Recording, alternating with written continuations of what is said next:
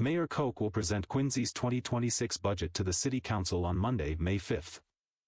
A public hearing on the budget will follow on Monday, May 12th at 6:30 p.m., both held in the Great Hall at Old City Hall. We're hoping for a strong showing at both meetings. These are critical moments for residents to show they're paying attention.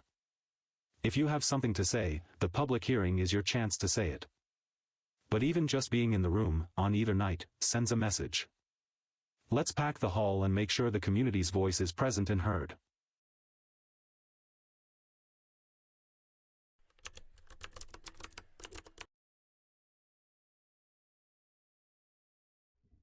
A city budget is the community's financial plan. It answers three big questions. How much money the city expects to bring in, mostly from taxes, fees, state or federal aid. What services and projects the city needs to fund, schools, public safety, or public works, for instance, and how much those services and projects are expected to cost. But real life isn't always simple, especially for cities. Costs can rise faster than expected, like when construction prices jump or an emergency strikes.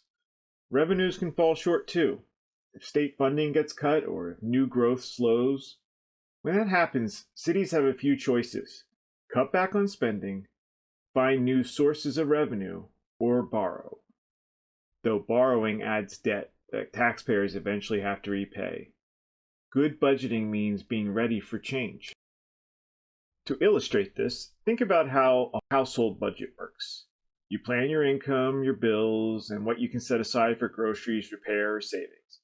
If something unexpected happens, like a car repair or a drop in income, you either cut back, find new income, or tap into savings. Cities have to budget the same way, just with a lot more zeros. So in 2023, Quincy's budget laid out its financial plan for the year. The city estimated how much it would collect and planned spending across major areas like education, public safety, infrastructure, etc. On paper, everything is supposed to fit, just like it would for a household making their monthly budget. So that year, Quincy set aside $424 million for their budget.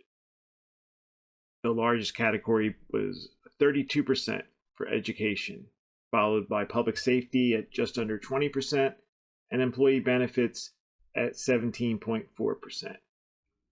But plans don't always match reality.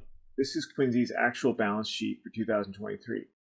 A balance sheet shows the city's financial position at a specific moment in time.